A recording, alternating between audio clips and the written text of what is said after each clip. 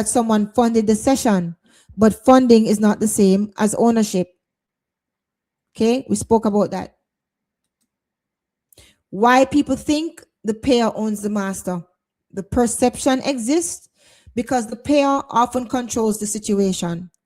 The payer may control the studio booking, engineer, files, the final mix, distributor account, the release plan, the budget.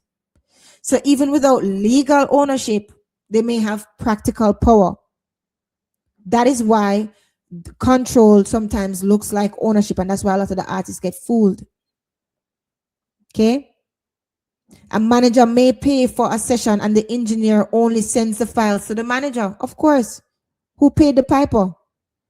The artist may legally have a strong claim, but practically, the manager controls access to the recording.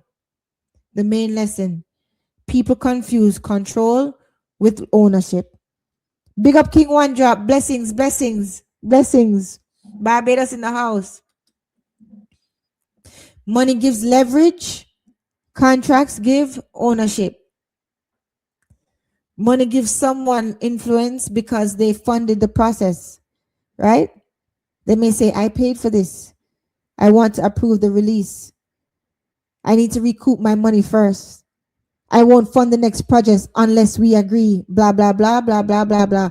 But unless ownership was clearly agreed, money alone does not transfer copyright. Sorry to tell you.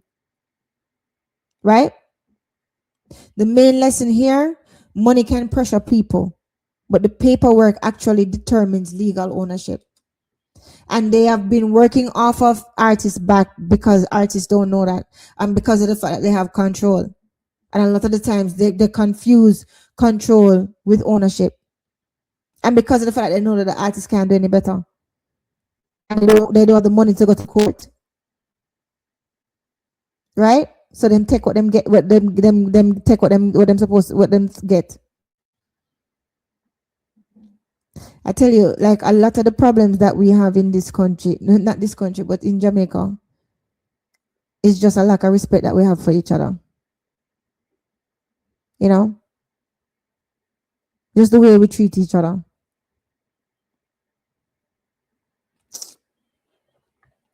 Anyway, legal ownership, we went over that. This means, when you have legal ownership, this means that you can license the song. You can collect master revenue. You can approve uses. You can sell or assign the rights. And you can block unauthorized use. But here's the practical control.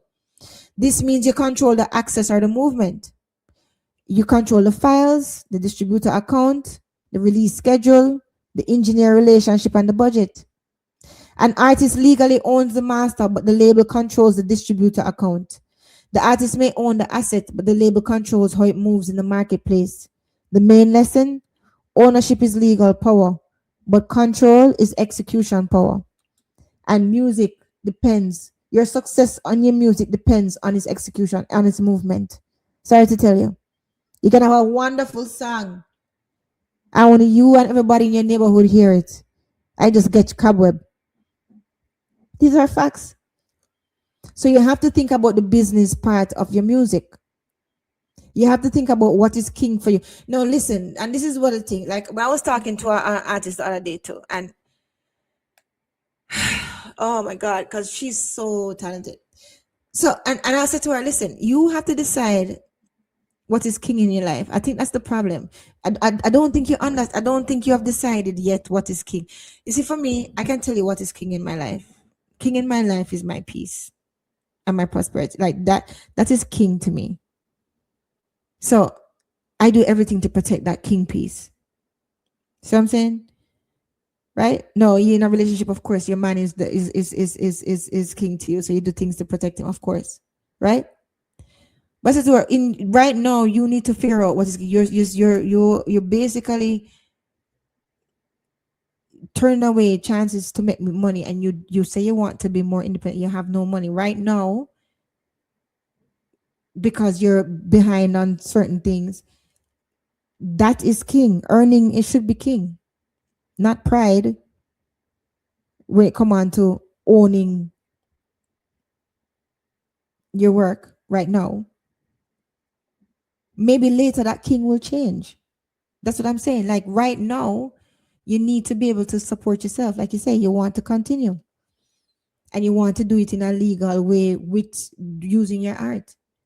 But you're turning down things because you feel like as if you're above certain things that's giving you opportunity. See what I'm saying? And